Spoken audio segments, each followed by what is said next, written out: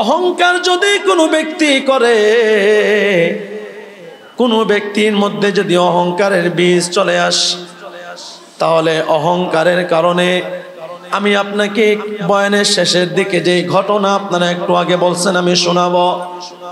আপনার আমার ভিতর আমি প্রায় সময় বয়ানের মধ্যে বলি, নেক্সট সূরাতে শয়তানের ধোঁকা। নেক্সট সূরাতে কি? জোরে বলেন না, নেক্সট সূরাতে কি? শয়তানের ধোঁকা। এই নেক্সট সূরাতে শয়তানে যে ধোঁকা দেয়, অহংকার ঢুকায় দেয়, এর ৬ষ্ঠ নাম্বার একটা কারণ আমি আপনাদেরকে বলি।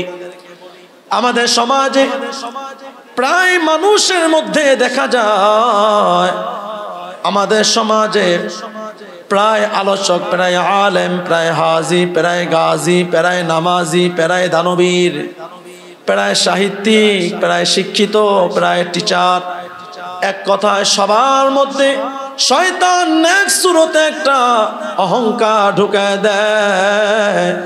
ওই অহংকারের নাম হলো বিনয়। বিনয়, অহংকারের নাম কি? বিনয়। বিনয় করা গুনাহ নয়, কিন্তু বিনয়ের দরজা দিয়ে শয়তান অহংকারের বীজ ঢুকায় দেয়। বিনয়ের দরজা দিয়া শয়তান কি ঢুকায় দেয়? কিভাবে? আমাদের সমাজে বহু বইয়ের লেখক আছে, দেখবেন বইয়ের শুরুতে বলে আমি অধম, এই কথাটা বললাম, বলে কিনা? বলে। আবার অনেকেই দেখবেন, অনেক বক্তা আছে বয়ানের শুরুতে বলে আমি অধম, এই কথা বললাম, বলে কিনা? বলে। আবার দেখবেন অনেক শিক্ষিত আছে, অনেক টিচার আছে, ছাত্রদের সামনে বলে আমি তো কিছুই জানি না, তারপরও আমি তোমাদেরকে কিছু কথা বলি, বলে কিনা? বলে। হযরতে শাহ আহমদ শফি রহমাতুল্লাহ আলাইহি বলেন, এই যে তুমি নিজেকে বিনয়, এই যে তুমি নিজেকে ছোট করে বললা আমি অধম বলছি, অধম বলছি, তোমাকে যদি একটুক্ষণ পরেই অপর পক্ষ বলে আসলেই তো তুই কিছুই জানোই না, আসলেই তো তুই ভাবলো কে? যেই ব্যক্তি কথা বলছে তারও যদি বলো এত ভাবলে আর লাভ নাই, তুমি তো আসলে কিছু জানো না। এই কথা বলার পর তোমার যদি রক্ত গরম হয়, তোমার যদি মেজাজটা গরম হয়, বুঝতে হবে তুমি যে অধম, তুমি মুখে বলছো, তোমার অন্তরের মধ্যে বিনয়ের নামে প্রশংসা পাওয়ার দাবি করতেছ। বিনয়ের নামে তুমি অন্তরের মধ্যে প্রশংসা পাওয়ার চেষ্টা করতেছ। হযরত শাহ শফি রহমাতুল্লাহ আলাইহি বলেন, তুমি তোমার জবানের মধ্যে যে কথা বলতেছো, এই কথার যদি তুমি অন্তরের মধ্যে ঠিকই থাকে, তুমি যদি বলো যে আমার টাকা, এই টাকা দিয়া কি হবে, পরক্ষণে যদি তোমাকে কিছুক্ষণ পর ওই ব্যক্তি বলে এই টাকা তো তোমাকে তোমার বাপ দাদায় দিচ্ছে, তুমি তো পাওয়ার যোগ্য না, তোমার ভিতর তো কোনো প্রতিভা নাই, এই কথা শোনার পর যদি তোমার মেজাজটা করা হয়ে যায়, বুঝতে হবে তুমি বিনয় দেখাও নাই, তুমি মানুষের কেমনে কৃত্রিমতা সাজাইছো, কৃত্রিমতা সাজাইছো। এই জন্য বিনয় হতে হবে অন্তর থেকে। বিনয় হতে হবে কোত্থেকে? অন্তর থেকে। বিনয় করতে গিয়া যদি অন্তরের মধ্যে প্রশংসা পাওয়ার লালসা থাকে, তাহলে বুঝতে হবে এটা বিনয় নয়, আপনি ডাবল গুনাহ করতেছেন। এক কথা, আপনি বিনয়কে আপনি ক্রস চিহ্ন দিতেছেন, 2 নাম্বার আপনার অন্তরের মধ্যে অহংকার এনে ফেলতেছে, অহংকার এনে ফেলতেছে। বিনয়টা কিভাবে করবেন? অহংকারের অপর দরওয়াজার নাম হইল বিনয়। অহংকার অপর দরওয়াজার নাম কি? বিনয়। আল্লাহ তাআলা 19তম পারার 4র্থ পৃষ্ঠায় গিয়া আল্লাহ তাআলা তার প্রিয় বান্দা কারা, এই প্রিয় বান্দার সংজ্ঞা দিতে গিয়া আল্লাহ তাআলা বিনয়ের পরিচিতি তুলে ধরছেন। পারা নাম্বার কত? 19। পারা নাম্বার কত? 19। পৃষ্ঠা নাম্বার কত? 4। আল্লাহ তাআলা বলেন, ওয়া ইবাদুর রহমানিল্লাযীনা ইয়ামশুনা আলাল আরদি হাওনা ওয়া ইযা খাতাবাহুমুল জাহিলুন ক্বালু সালামা। আল্লাহ তাআলা বলেন, ইবাদুর রহমান রহমানে প্রিয় বান্দা কারা? আল্লাযীনা ইয়ামশুনা আলাল আরদি হাওনা, আল্লাহ বলছেন হাওনা। আল্লাযীনা ইয়ামশুন, যারা হাঁটে হাঁটে, আলাল আরদি জমিনের উপর, হাওনা নত হয়ে হাঁটে, জমিনের মধ্যে নিচু হয়ে হাঁটে, জমিনের মধ্যে বিনয়ী ভাবে হাঁটে। আল্লাহ তাআলা বলে তারা হইল আমার প্রিয় বান্দা। আল্লাহর রাসূলের জীবনীর মধ্যে পাওয়া যায় আল্লাহ নবীজি অনেক মোটামুটি উঁচু আকারের ছিলেন, কিন্তু নবীজির একটা গুণ ছিল, নবীজি সব সময় মাথাটা এরকম নিচু করে হাঁটতেন। অনেক আল্লাহ ওয়ালাদের ক্ষেত্রে পাওয়া যায় জমিনের মধ্যে এতটা নিচু হয়ে চলতেন, নিচু হয়ে চলতে চলতে অনেক আল্লাহ ওয়ালাদের ঘাড় পর্যন্ত বাঁকা হয়ে গেছিল। আব্দুল হাই পাহাড়পুরি রহমতুল্লাহ আলাইহি দুনিয়ার থেকে চলে গেছেন, অনেক বড় একজন আল্লাহর ওলি। তিনি দুনিয়ার জমিনে মাথা নিচু করে হাঁটতে হাঁটতে হাঁটতে হাঁটতে হাঁটতে মরণের আগে তার ঘাড়টা বাঁকা হয়ে গেছিল। আল্লাহ তাআলা বলেন ইবাদুর রহমান, রহমানের প্রিয় বান্দা হলো আল্লাযীনা ইয়ামশুনা আলাল আরদি হাওনা, জমিনের মধ্যে হাঁটবে নমনীয়ভাবে, বিনয়ী হয়ে হাঁটবে। আর একটু জবাব দেন আমাদের সমাজের মানুষ জমিনের মধ্যে বুক ফুলায় হাঁটে নাকি মাথা নিচু করে হাঁটে? হ্যাঁ, বুক ফুলায় হাঁটে। আল্লাহ তাআলা বলেন বুক ফুলায় যদি হাঁটো তাহলে তুমি কিন্তু অহংকার, আর অহংকারের ঠিকানা হলো জাহান্নাম। অহংকারের ঠিকানা কই? জাহান্নাম।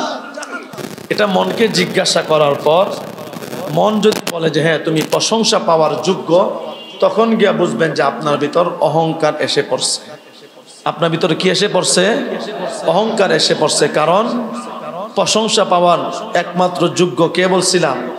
আল্লাহ। এটা আপনি নামাজে দাঁড়ান, নামাজে দাঁড়াইলে প্রতিটা ক্ষেত্রে দেখবেন প্রশংসা পাওয়ার যে যোগ্য তিনি, এটা প্রতিটা ক্ষেত্রে দেখবেন পাইবেন। নামাজে দাঁড়াইছেন, দুইটা হাত তুলছেন, আমরা দুইটা হাত তুললে কি বলি? বলেন না আল্লাহু আকবার, আল্লাহ আপনি বড়। হাত বাঁধলেন, সানা পড়লেন সুবহানাকাল্লাহুম্মা, সমস্ত সত্তা পবিত্রতা আল্লাহ আপনার। আউযুবিল্লাহ আল্লাহর নাম, বিসমিল্লাহ আল্লাহর নাম, সূরা ফাতিহা আলহামদুলিল্লাহ আল্লাহর প্রশংসা। আপনি রুকুতে যাইবেন আল্লাহু আকবার, আল্লাহর গুণবাচক নাম। আপনি রুকুতে গিয়া রুকু তাসবিহ পড়বেন সুবহান রাব্বিয়াল আযীম, রব্বুন এখানেও আল্লাহর নাম। দাঁড়াইবেন রব্বানা লাকাল হামদ, আল্লাহর নাম। সেজদায় যাইবেন আল্লাহু আকবার, আল্লাহর নাম। সেজদায় গিয়া সুবহান রাব্বিয়াল আলা, এখানেও রব্বুন আল্লাহর নাম। এক কথায় নামাজের প্রতিটা ক্ষেত্রে ক্ষেত্রে সব জায়গায় আল্লাহ তাআলা রসুলের মাধ্যমে শিখাইছেন। হে রসুল, আপনি বলে দেন যে নামাজের মধ্যে সর্ব জায়গায় পৃথিবীর সর্বত্র একজনের প্রশংসা চলবে, তিনি কে? আল্লাহ। একমাত্র তিনি প্রশংসা পাওয়ার যোগ্য। এগুলো আমাদেরকে ধার দিছেন। ধার কি দিছেন? ধার দিছেন। এই ধার পাইয়া বেটাগিরি যে করে বোঝা যায় তার মতো বোকা, তার মতো সেন্সলেস এই জমিনে আর কেউ। দিছেন আল্লাহ ধার, আবার আল্লাহ নিয়ে যাইবেন। এই জন্য বলছিলাম অন্তরের মধ্যে অহংকার ঢুকে গেছে কিনা বুঝবেন কিভাবে? যে আল্লাহ পাক যে গুণগুলো দিচ্ছেন এই গুণের কারণে প্রশংসা পাওয়ার যোগ্য কিনা যদি মনে হয়, তাহলে বুঝতে হবে যে আমার আপনার ভিতর অহংকার চলে আসছে। এই যে অহংকার আপনার আমার মধ্যে কি কি মাধ্যমে প্রবেশ করে? প্রতিটা দেশের মধ্যে বাহিরের যে পণ্য প্রবেশ করে এর জন্য আলাদা কিছু রাস্তা আছে। প্রতিটা বিভাগে যে ট্রেন প্রবেশ করে, প্রতিটা দেশে যে বিমান প্রবেশ করে এর জন্য আলাদা একটা রাস্তা আছে। অহংকার নামক যে ক্যান্সার ব্যাধিটা আমার আপনার অন্তরের ভিতর কিভাবে প্রবেশ করে এটা জানা দরকার আছে না? অবশ্যই আছে। এর অনেকগুলো পথ, অনেকগুলো পথ, 3, 4টা 5টা না, অনেকগুলো বলতে থাকি, শুনতে থাকেন ইনশাল্লাহ। এই বিষয়ের আলোচনা আজকে শেষ হবে না, এটা ইনশাল্লাহ কুরবানির পরেও চলবে। আজকে শুধু দুইটা বিষয় ইনশাআল্লাহ আলোচনা হবে। অহংকার অন্তরের ভিতর আসে কিভাবে, আর অহংকার কত প্রকার। তারপরে আরো আছে অহংকার করলে শাস্তি কি, অহংকারের প্রতি আল্লাহ পাকের কি পরিমাণ লানত দিছেন, এগুলো লম্বা চোনা আলোচনা আছে। এগুলো ইনশাআল্লাহ কুরবানির পরে হবে। কুরবানির আর বেশি দিন বাকি নাই, মাত্র 2টা জুমা আছে। কয়টা জুমা? 2টা জুমা, সর্বোচ্চ গেলে 3টা জুমা আছে। তো কুরবানির ইতিহাসও জানা দরকার আছে, আবার কুরবানির মাসআলা এগুলোও জানা দরকার আছে। তো এই জন্য আজকের মতো এই জায়গায় এই আলোচনা হই অহংকারের বিষয় স্টপ হয়ে যাবে। কুরবানির পরে গিয়া অনেকের গরু গোস্ত খাইয়া বা নষ্ট মোটা হইব না, ওটা আবার সাইজ করা লাগবো। তো এই আলোচনা শোনার পরে অনেকের লাগতেছে, এই যে একজন মুরব্বী আছে, নাম বলা দরকার নেই, আমার কাছে সপ্তাহের মাঝখানে গেছে, হুজুর যে করা আলোচনা শুরু করছেন, এই তো গিয়ে একটা করে বিন্দে, একটা করে কি করে বিন্দে। আমি বললাম এগুলোই হচ্ছে আসল ওয়াজ। এগুলো কি ওয়াজ? আসল ওয়াজ। এগুলো ইসলাহ হওয়া দরকার। এগুলো প্রত্যেকের ভিতর আছে, আমার ভিতরও আছে। শয়তান ঢাইলা দেয়, আমি ওয়াজ করতেছি, আমার ভিতরও আছে। কিন্তু আল্লাহর কাছে বারবার তওবা করি, আল্লাহ আপনি আমার ভিতর দিয়েন না। কারণ যদি যিনি কথা বলবেন তার ভিতর যদি আমল না থাকে, তখন এটা শ্রোতার মধ্যে গিয়া অ্যাকশন হয় না, শ্রোতার মধ্যে প্রভাব পড়ে না। আল্লাহ রসুলের কাছে একবার এক বাচ্চাকে নিয়ে এক মা গেছিল, হুজুর আমার ফুলাটা খালি চিনি খায়, চিনি ছাড়া চলতেই পারে না, খালি চিনি খায়। 1 কাপ চায়ের মধ্যে যদি 1 চামচ চিনি লাগে, ওই ডালে 3 চামচ, কি করা যায়? আল্লাহ রসুল বলছে তুমি 1 সপ্তাহ পরে আইসো, 1 সপ্তাহ পরে আইসো। সে বলল আচ্ছা হুজুর, মহিলা বলল আচ্ছা 1 সপ্তাহ পরে আসবো। 1 সপ্তাহ পরে আসছে। তারপর হুজুর বললেন বেশি মিষ্টি জাতীয় জিনিস খায়ও না। ওই বাবুটাকে বললেন বেশি মিষ্টি জাতীয় জিনিস খায়ও না, খাইলে শরীরের ক্ষতি হবে। তখন ওই মহিলা পর্দা আল থেকে বলল হুজুর এই কথাটা তো 1 সপ্তাহ আগেই বলতে পারতেন, 1 সপ্তাহ ঘুরানি দরকারটা কি? বুঝে বললেন আরে বোকা, আমার নিজেরও মিষ্টির প্রতি একটা নেশা ছিল, আমার নিজেরও কি মিষ্টির প্রতি একটা নেশা ছিল। যেখানে আমার নেশা, আমি যদি মিষ্টির ওয়াজ করি তাহলে তো এটা বাবুর উপরে পড়বে না। এই জন্য আমি মিষ্টি থেকে আগে নিজে বাঁচছি, তারপরে গিয়ে বলছি। বুঝতে পারলেন? এই জন্য প্রতিটা আলোচক যেই আলোচনাই করেন তার আগে আল্লাহর কাছে এর থেকে পানাহ চান, এর থেকে নিজে আগে বাঁচেন, তারপরে গিয়ে ওয়াজ করেন। তো যেটা বলতেছিলাম, অহংকার এটা সবার ভিতরই কম বেশি আছে, নাই এমন ব্যক্তি কমই আছে। কারণ নফস নামক একটা মোটা তাজা গাধা অন্তরের ভিতর আশ্রয় নিয়ে রাখছে। এই অহংকার আপনার আমার ভিতর কিভাবে আসে? হজ তো যারা করতে গেছে তারা তো করবেই, সামনে আরেকটা আসছে, সেটা হলো কুরবানি। এর মাধ্যমে আপনার আমার অন্তরের ভিতর অহংকার জায়গা করে নিবে। আমি কত বড় গরু কিনতে পারলাম, আমি কত বড় পশু কিনতে পারলাম, ব্রাহ্মা পশু আনতে পারলাম কিনা, আমার পশু দেখে সবাই মুখে মুখে বলবে অমুকে এত বড় পশু আনছিল 10 লাখ টাকা 15 লাখ টাকা দিয়ে। এই যে একটা নামের বড়াই আপনার মনের ভিতর লালন করে, এই অহংকারের ওয়াজটা আপনার জন্য দরকার। এই অহংকারের ওয়াজটা আমার আপনার জন্য দরকার। এই অহংকার আসার জন্য বহু পথ আছে বলছিলাম। এর মধ্যে একটা পথ হলো আমরা যারা নামাজ পড়ি, আমরা যারা ইবাদত বন্দেগী করি, দাড়ি রাখি, সুন্দরভাবে চলি, অপর পক্ষ যারা নামাজ পড়ে না, দাড়ি রাখে না, এক কথা ইসলামের উপর চলে না, আমরা তাদেরকে ঘৃণা করি, করি না? হেয় প্রতিপন্ন করি। আবার আমি আপনি ওয়াজ করি পাপকে ঘৃণা করো, পাপীকে নয়, বলি না? পাপকে ঘৃণা করো, পাপীকে নয়। একই ওয়াজ আপনিও করলেন, আবার আরেকজন সুদখুরকে, ঘুষখুরকে, দাড়িবিহীন মানুষকে, বেনামাজিকে আপনি আবার তুচ্ছ তাচ্ছিল্য করলেন। এজন্য আজকে থেকে জেনে যেতে হবে, পাপীকে ঘৃণা করা যাবে না। কারণ পাপীকে যদি ঘৃণা করি অন্তরের মধ্যে অহংকার চলে আসবে। পাপকে ঘৃণা করতে হবে। কিসেকে ঘৃণা করতে হবে? পাপকে। এই পাপীকে যদি আমি আপনি ঘৃণা করি, যেই গর্তের মধ্যে আমি আপনি আরেকজনকে ফালাইতে যাব, ওই গর্তের মধ্যে একদিন আপনাকে আমাকেও পড়তে হবে। যেই বিষয়ের কারণে আপনি একজনকে তুচ্ছ তাচ্ছিল্য করবেন, মরণের আগে ওই বিষয় না ভুইগা আপনি মরবেন না, মনে রাখেন। এই জন্য হযরতে আশরাফ আলী থানভী রহমাতুল্লাহ আলাইহি তিনি বলেন, পাপ যে ব্যক্তি পাপী আছে ওই ব্যক্তির প্রতি দয়া করো, দয়া। ওই ব্যক্তির প্রতি কি করো? দয়া করো। কেমনে দয়া করবা? পাপ এটা হলো একটা রোগ, অন্যায় এটা হলো একটা ব্যাধি। যেমন আপনার আমার কোনো ভাই অথবা কোনো আত্মীয় স্বজনের যদি কারো কোনো রোগ হয়, ক্যান্সার হয় অথবা গ্যাস্ট্রিক আলসার, এক কথায় কোনো ধরনের যদি রোগ হয়, আমরা কি বলি নাকি যে ওইটা শেষ হয়ে গেছে? এটা বলি না। বলি কি যে অমুকে ক্যান্সারে আক্রান্ত হয়েছে, বলি না? অমুকে গ্যাস্ট্রিকে আক্রান্ত হয়েছে, অমুকে ব্রেইন স্ট্রোকে আক্রান্ত হয়েছে, আমরা এই কথা বলি। হযরত আশরাফ আলী থানভী রহমাতুল্লাহ আলাইহি ঠিক তদ্রূপ তুমি এভাবে বলো যে অমুকে অন্যায় করছে, অমুকে ওই অন্যায় দ্বারা কলুষিত হয়ে গেছে, কিন্তু না এই কথা বইল না অমুকে শেষ হয়ে গেছে। এই কথা কি না বইল না যে অমুকে শেষ হয়ে গেছে, এই কথা তুমি তোমার জবান থেকে বার করো না। এই কথা বলার অধিকার আল্লাহ তোমারে দেয় নাই, এই কথা বলার অধিকার আল্লাহ তোমারে দেয় নাই। এজন্য আজকের থেকে আমরা পাপীকে ঘৃণা করব না, পাপকে ঘৃণা করব।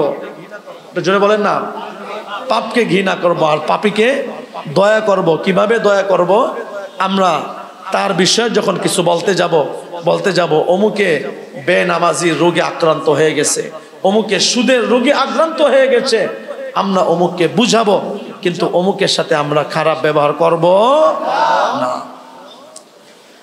দুই নাম্বার, অন্তরের মধ্যে যে সকল কারণে অহংকার চলে আসে, এর মধ্যে আরেকটা কাজ হলো কথার মধ্যে, আমরা কথার মধ্যে যখন অন্যজনের সাথে কথা বলি, কথার মধ্যে আমরা রং লাগায় কথা বলি। রং লাগায়া, কিভাবে রং লাগাই? স্বাভাবিক একটু আশ্চর্য লাগবে, কথার মধ্যে আবার রং লাগায় কিভাবে? যখন আমরা অপরজনকে মোবাইলে মেসেজ করি অথবা চিঠি পাঠাই, এমনি স্বাভাবিকভাবে কথা বললে যেভাবে দরকার ওভাবে না বলে আমরা একটা সাহিত্য ভাষা কথা বলার চেষ্টা করি, ঠিক না? একজনের সাথে কথা বলতে গিয়া কথার মধ্যে সৌন্দর্য আনার জন্য ইনিয়ে বিনিয়ে চিনিয়ে বানিয়ে টেনিয়ে কথা বলি না? বলি। এই কথার মধ্যেও আপনার আমার রং লাগায়া কথা বলা, সাহিত্য, নিজেকে সাহিত্যিক হিসেবে বোঝানোর জন্য কথার মধ্যে মাধুর্যতা সৃষ্টি করা, ইচ্ছাকৃতভাবে যে অপরে আমাকে সাহিত্যিক বলুক, আমার কথা অনেক সুন্দর, এই কথা অপরে আমাকে বলুক, এই অন্তরের মধ্যে ধারণা নিয়ে কথার মধ্যে সৌন্দর্য সৃষ্টি করা, এটাও একটা অহংকার। এটাও একটা কি? অহংকার। অহংকারের আরেকটা পথ যেভাবে আপনার আমার অন্তরের মধ্যে আসে, এটা আমাদের সমাজের মধ্যে এরকম আল্লাহর ওলি পাওয়া বড় মুশকিল, যে এই রোগ নাই, এই ব্যাধি নাই, এরকম মানুষ পাওয়া আমাদের সমাজে খুবই মুশকিল। সেটা হইল সালাম দিতে অহংকার করা। কি বলেন? নাই মনে হয় ৩-৪ জন মাথা ঝুলাইছেন আর বাকিরা ঝুলান নাই। অনেক আছে, অনেক। সালাম দিতে গেলে আমি আগে কেন সালাম দিব? আমি তার চেয়ে বয়সে বড়, আমি বাড়িওয়ালা, আমি ব্যবসায়ী, আমি হাজী সাহেব, আমি ইমাম, আমি আলেম, আমি কেন সালাম দিব? এরকম বেধি কি বলেন আমাদের সমাজে নাই? অনেক আছে, অনেক আছে। সালাম দিতে চায় না, বিশেষ করে বয়সের তারতম্যে এই বেধিটা আমাদের বড়দের মধ্যে অনেক বেশি আছে। আল্লাহ নবীজি তো সালামের হাদিসের মধ্যে বলেন নাই যে বড়রা ছোটকে সালাম দিতে পারবেন, এটা তো আল্লাহ বলেন নাই। ইমাম মুক্তাদিকে সালাম দিতে পারবে না, এটা তো হাদিসে বলা হয় নাই। বাবা সন্তানকে সালাম দিতে পারবে না, এটা তো আল্লাহ নবীজি বলেন নাই। এটা আমি আপনি বানায় নিছি, যার কারণে আজকে কোনো কিছুতেই মজা পাই না। এই অহংকার থাকার কারণে সন্তান বাবার মধ্যে সম্পর্ক নাই। এই অহংকার থাকার কারণে বস কর্মচারীর মধ্যে সম্পর্ক নাই। আমরা যদি হাদিসের দিকে তাকাই, আল্লাহ নবীজি নিজের নাতিকে সালাম দিছেন, আল্লাহ নবীজি ঘরে ঢুকতে নিজের বিবিকে সালাম দিছেন, আল্লাহ নবীজি নিজের সাহাবায়ে কেরামদেরকে আগে সালাম দিছেন। সাহাবায়ে কেরামরা বলেন, আমরা রসুলকে আগে সালাম দিব, এটা তো কল্পনাই আসতো না। আমরা বহু দূরে আগেই নবীজির হাতটা উঠে সালাম চলে আসতো। কিন্তু আজকে এটা আমাদের ভিতরে নাই, বলতে গেলে একেবারেই নাই। এই বিধি থেকে আমাদের বাহির হয়ে আসতে হবে। বলতে পারেন হুজুর এই ছোট্ট কাটো এটার কারণে কি গুনাহ হয়? হ্যাঁ, অবশ্যই গুনাহ হয়। শুধু গুনাহ হয় না, কবিরা গুনাহ হয়। একটা কবিরা গুনাহ আপনাকে জাহান্নামে নিয়ে যাওয়ার জন্য যথেষ্ট। একটা কবিরা গুনাহ আপনাকে জাহান্নামে নিয়ে যাওয়ার জন্য যথেষ্ট। আপনি যদি মসজিদে আসার পর, মসজিদ থেকে বাহির হওয়ার পর রাস্তাঘাটে দোকানপাটে আপনার কাজের ভুয়া, এটাকে যদি আপনি সালাম দিতে আপনার মনের মধ্যে বাড়ি মারে, কাজের ভুয়ারে সালাম দিব, আমার ছেলের বিবিকে, আমার নিজের স্ত্রীকে, আমার নাতিকে আমি সালাম দিব, এগুলো বলে কি হুজুর? হুজুর কি পাগল হয়ে গেছে? আমি পাগল হই নাই, আপনি পাগল হয়ে গেছে। নিজের কাজের বুয়াকে আপনি যদি আগে সালাম দিতে পারেন, নিজের কর্মচারীকে, নিজের আত্মীয় স্বজনকে, নিজের সন্তানকে, নিজের বিবিকে, এক কথায় সবাইকে যদি আপনি আগে সালাম দিতে পারেন, বুঝে নেবেন অহংকার অন্তত পক্ষে আপনার অন্তর থেকে বিদায় নিছে। এজন্য আজকে থেকে সালাম দেওয়ার ক্ষেত্রে কার্পণ্য করা যাবে না। আমি আগে সালাম দিব, আমার মুখ থেকে আগে সালাম বাহির হবে। আল্লাহ রসুল অহংকারের যে প্রতিটা রোগের যে একটা ঔষধ থাকে, ঔষধ, এই আলোচনাটা আজকে করার নিয়ত নাই, কুরবানি পরে ইনশাল্লাহ করব। অহংকারের যে ঔষধ আছে, ঔষধ, এই যে একটা ব্যাধি, এর সব চাইতে বড় একটা ওষুধ হলো আগে সালাম দেওয়া। আল্লাহ নবীজি বলেন, যে ব্যক্তি আগে সালাম দিতে পারবে, বুঝে নিবা ওই ব্যক্তির ভিতরে অহংকার নাই, ওই ব্যক্তির ভিতরে অহংকারের যে বিষটা আছে একবারই মরে গেছে।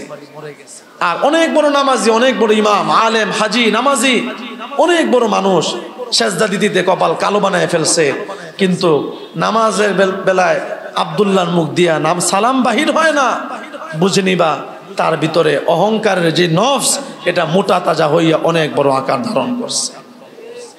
এজন্য আজকের থেকে নিয়া আমি আগে সালাম দিব, আমাকে যেন কেউ সালাম দিতে না পারে ইনশাআল্লাহ। অহংকার যে সকল কারণে অন্তরের ভিতর আসে, এর মধ্যে অন্যতম আরেকটা কারণ হলো যে আমি আপনি কোনো ব্যক্তিকে যখন কোনো কিছু সহযোগিতা করি, সহযোগিতা করার ক্ষেত্রে আমি কাউকে মনে করেন টাকা ধার দিলাম, তখন গিয়ে আমি তার ক্ষেত্রে ভাবি যে সে তার টাকা নাই, এই জন্য আমি ধার দিচ্ছি। তাকে আমরা তুচ্ছ মনে করতে থাকি। ধার দেওয়া এটা সুন্নত, যদিও এটা বর্তমানে একেবারে নষ্টের পর্যায়ে চলে গেছে। ধার দিলে সম্পর্ক নষ্ট হয়, কিন্তু কাউকে যখন সহযোগিতা করতে যাব, কোথাও যখন কোনো কিছু দান করব, তখন এটা বুঝে নিতে হবে যে এই যে টাকার গুণ, এই টাকার মালিক আমাকে আল্লাহ দিছেন, আর এই আল্লাহর বান্দাকে দেওয়ার শক্তি, তৌফিকও আল্লাহ আমাকে দিছেন। এই তৌফিক যদি আল্লাহ তাআলা না দিতেন, তাহলে আমি কোনোদিন দান করতে পারতাম না। আল্লাহ যদি তৌফিক না দিতেন, আমি কোনোদিন সহযোগিতা করতে পারতাম না। ছোট থেকে ছোট হোক, বড় থেকে বড় নেকির আমল হোক, তৌফিক দেন কে? আল্লাহ। এজন্য আরবি একটা প্রবাদ বাক্য আছে, লাউলাল্লাহু মাহতাদাইনা, লাউলাল্লাহু মাহতাদাইনা ওয়ালা তাসাদ্দাকনা ওয়ালা সাল্লাইনা। আরবি একটা প্রবাদ বাক্য আছে, লাউলাল্লাহু মাহতাদাইনা, যদি আল্লাহ আপনাকে আমাকে হেদায়েতের তৌফিক না দিতেন, ওয়ালা তাসাদ্দাকনা,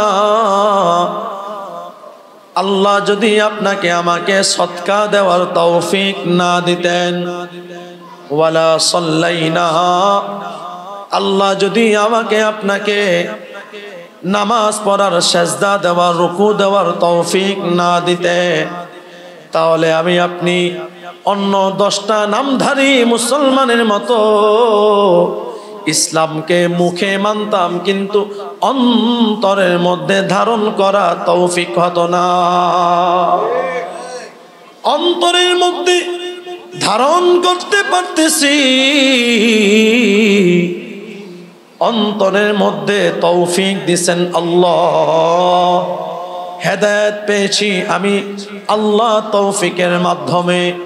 মসজিদে দান করতে পারি, অসহায়দেরকে দান করতে পারি আল্লাহর তৌফিকের মাধ্যমে। নামাজ পড়তে পারি আল্লাহর তৌফিকের মাধ্যমে। আল্লাহ যদি তৌফিক না দিতে, কোনদিন এই আমলগুলো করতে পারতাম না। এই জন্য যদি কোনো আমল করতে পারি, কোন নেকির কাজ যদি আমি আপনি করতে পারি, এই আরবি প্রবাদ বাক্যটা একটু মনের মধ্যে আওড়াইবেন যে এই তৌফিকটা আল্লাহ আমাকে আপনাকে দিছেন। আমি এক ব্যক্তিকে টাকা ধার দিতে পারছি, আমি এক অসহায়কে আমি স্বাবলম্বী করতে পারছি, আমি প্রতি শুক্রবার আল-আকসা মসজিদে কিছু দান করতে পারছি। এই তৌফিক যিনি দিছেন তিনি কে? আল্লাহ। এই জন্য অহংকার থেকে 4র্থ নাম্বার পথ, অন্তরের মধ্যে অহংকার চলে আসবে। আপনি যদি অন্যকে সহযোগিতা করার পর নিজেকে যদি বাদশাহ মনে করেন, তাহলে অহংকার চলে আসবে। বুঝে নেবেন, অহংকার চলে আসবে। 5 নাম্বার, অহংকার যদি কোনো ব্যক্তি করে,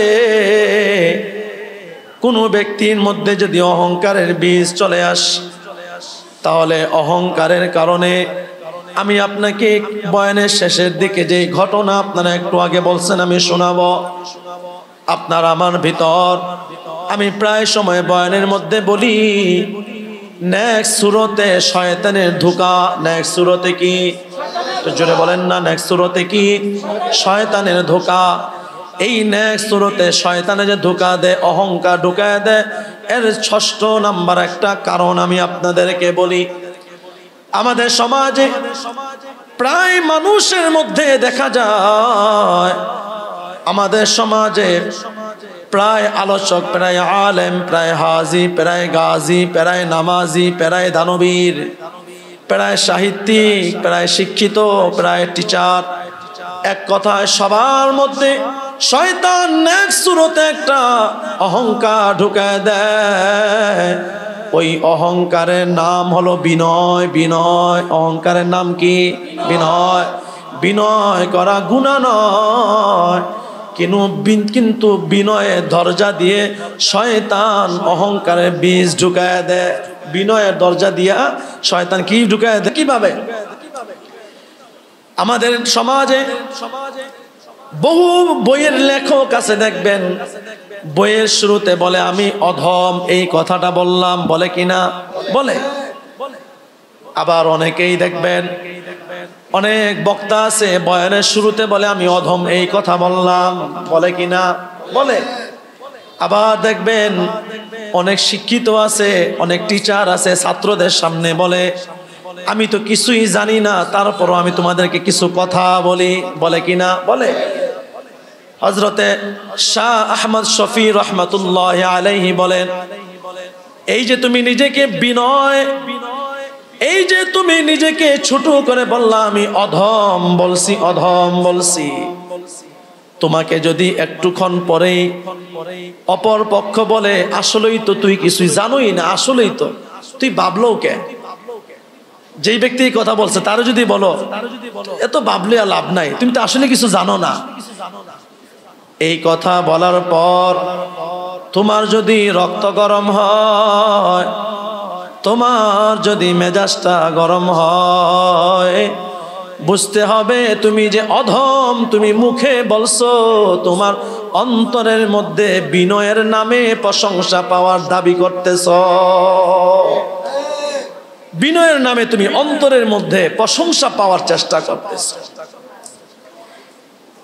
হযরত আশা শফি রহমাতুল্লাহ আলাইহি বলেন, তুমি তোমার জবানের মধ্যে যে কথা বলতেছো এই কথার যদি তুমি অন্তরের মধ্যে ঠিকই থাকে, তুমি যদি বলো যে আমার টাকা এই টাকা দিয়া কি হবে, পরক্ষণে যদি তোমাকে কিছুক্ষণ পর ওই ব্যক্তি বলে এই টাকা তো তোমাকে তোমার বাপ দাদায় দিচ্ছে, তুমি তো পাওয়ার যোগ্য না, তোমার ভিতর তো কোনো প্রতিভা নাই, এই কথা শোনার পর যদি তোমার মেজাজটা করা হয়ে যায়, বুঝতে হবে তুমি বিনয় দেখাও নাই, তুমি মানুষের কেমনে কৃত্রিমতা সাজাইছো, কৃত্রিমতা সাজাইছো। এই জন্য বিনয় হতে হবে অন্তর থেকে। বিনয় হতে হবে কোত্থেকে? অন্তর থেকে। বিনয় করতে গিয়া যদি অন্তরের মধ্যে প্রশংসা পাওয়ার লালসা থাকে, তাহলে বুঝতে হবে এটা বিনয় নয়, আপনি ডাবল গুনাহ করতেছেন। এক কথা, আপনি বিনয়কে আপনি ক্রস চিহ্ন দিতেছেন, দুই নাম্বার আপনার অন্তরের মধ্যে অহংকার এনে ফেলতেছে, অহংকার এনে ফেলতেছে। বিনয়টা কিভাবে করবেন? অহংকারের অপর দরওয়াজার নাম হইল বিনয়। অহংকার অপর দরওয়াজার নাম কি? বিনয়। আল্লাহ তাআলা 19তম পারার 4th পৃষ্ঠায় গিয়া আল্লাহ তাআলা তার প্রিয় বান্দা কারা, এই প্রিয় বান্দার সংজ্ঞা দিতে গিয়া আল্লাহ তাআলা বিনয়ের পরিচিতি তুলে ধরছেন। পারা নাম্বার কত? 19। পারা নাম্বার কত? 19। পৃষ্ঠা নাম্বার কত? 4।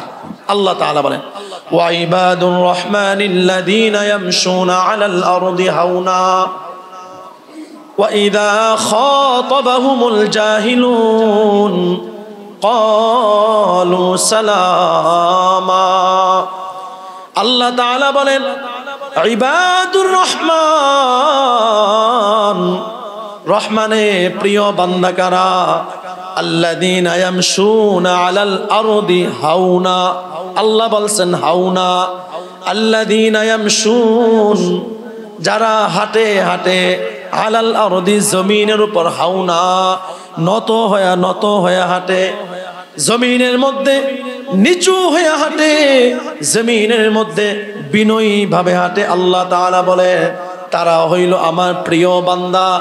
আল্লাহর রাসূলের জীবনীর মধ্যে পাওয়া যায় আল্লাহ নবীজি অনেক মোটামুটি উঁচু আকারের ছিলেন, কিন্তু নবীজির একটা গুণ ছিল, নবীজি সব সময় মাথাটা এরকম নিচু করে হাঁটতেন। অনেক আল্লাহ ওয়ালাদের ক্ষেত্রে পাওয়া যায় জমিনের মধ্যে এতটা নিচু হয়ে চলতেন, নিচু হয়ে চলতে চলতে অনেক আল্লাহ ওয়ালাদের ঘাড় পর্যন্ত বাঁকা হয়ে গেছিল। আব্দুল হাই পাহাড়পুরি রহমতুল্লাহ আলাইহি দুনিয়ার থেকে চলে গেছে, অনেক বড় একজন আল্লাহর ওলি। তিনি দুনিয়ার জমিনে মাথা নিচু করে হাঁটতে হাঁটতে হাঁটতে হাঁটতে হাঁটতে মরণের আগে তার ঘাড়টা বাঁকা হয়ে গেছিল। আল্লাহ তাআলা বলেন, ইবাদুর রহমান, রহমানের প্রিয় বান্দা হলো আল্লাযীনা ইয়ামশুনা আলাল আরদি হাওনা, জমিনের মধ্যে হাঁটবে নমনীয়ভাবে, বিনয়ী হয়ে হাঁটবে। আর একটু জবাব দেন, আমাদের সমাজের মানুষ জমিনের মধ্যে বুক ফুলায় হাঁটে নাকি মাথা নিচু করে হাঁটে? হ্যাঁ, বুক ফুলায় হাঁটে। আল্লাহ তাআলা বলেন, বুক ফুলায় যদি হাঁটো তাহলে তুমি কিন্তু অহংকার, আর অহংকারের ঠিকানা হলো জাহান্নাম। অহংকারের ঠিকানা কই? জাহান্নাম। 2 নাম্বার বিনয়ী ব্যক্তি, 2 নাম্বার গুণ আল্লাহ তাআলা বলেন ইবাদুর রহমান, রহমানের প্রিয় বান্দার 2 নাম্বার গুণ, ওয়া ইযা খাতাবাহুমুল জাহিলুন, ওয়া ইযা খাতাবাহুমুল জাহিলুন। একটু ভালো করে শুনেন, আল্লাহ তাআলা বলছেন ওয়া ইযা খাতাবাহুমুল জাহিলুন, যদি তাকে কেউ কোনো গালি দেয়, আমার প্রিয় বান্দা সে যাকে কেউ গালি দিল, যাকে কেউ ধমক দিল, যাকে কেউ থাপ্পড় দিল, যাকে কেউ লাথি মারলো, যাকে কেউ কোনো খারাপ কথা বলল, আল্লাহ তাআলা বলেন সে বিরুদ্ধে গিয়া ওই পরিমাণ থাপ্পড় গালি কোনো ধমক দেয় না, বরং কি করে? ক্বালু সালামা, ক্বালু সালামা। আল্লাহ বলেন সে ওই বিরুদ্ধে গিয়া কোনো গালি তো দেই না, বরং সে ওই ব্যক্তির জন্য আমি আল্লাহর কাছে দোয়া করে। সুবহানাল্লাহ। এই যে ওয়াজগুলো চলতেছে, এই ওয়াজ কি শুধু আল আকসার মধ্যেই সীমিত থাকবে নাকি রে ভাই? একটু জবাব দেন। এই আল আকসার মধ্যে কি সীমিত থাকবে, নাকি দরজা থেকে বাইরে গেলেও আপনার আমার ভিতর থাকবে?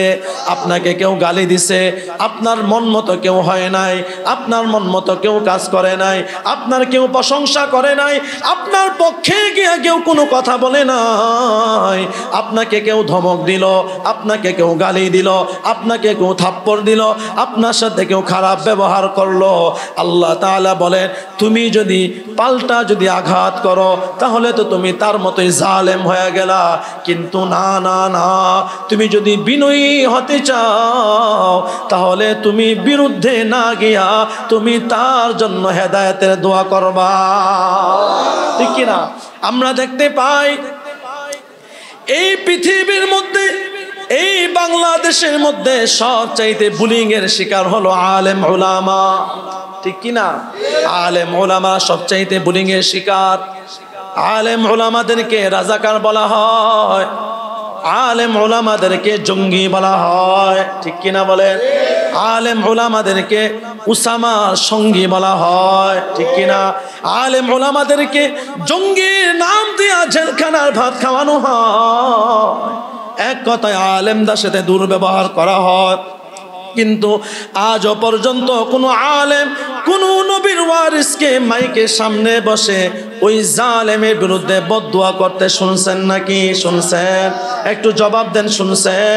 না না না, বরং বলে আল্লাহ হেদায়েত থাকলে হেদায়েত দাও, না হলে তুমি তোমার কুদরতি ফায়সালা করো। এখান থেকে বুঝতে পারলাম আলেমদের আদর্শ যদি গ্রহণ করতে হয় তাহলে কেউ যদি আমার বিরুদ্ধে কথা বলে আমি পাল্টা জবাব না দিয়া আমি আজকে থেকে এখন থেকে নিয়া আমি পাল্টা জবাব দিব না, বরং তার জন্য আমি আমার আল্লাহর কাছে হেদায়েতের দোয়া করব। পারবো তো ইনশাআল্লাহ? পারবো তো? বলতেছিলাম বিনয়ী হওয়া, বিনয়ী, অহংকার না হয়ে কি হওয়া?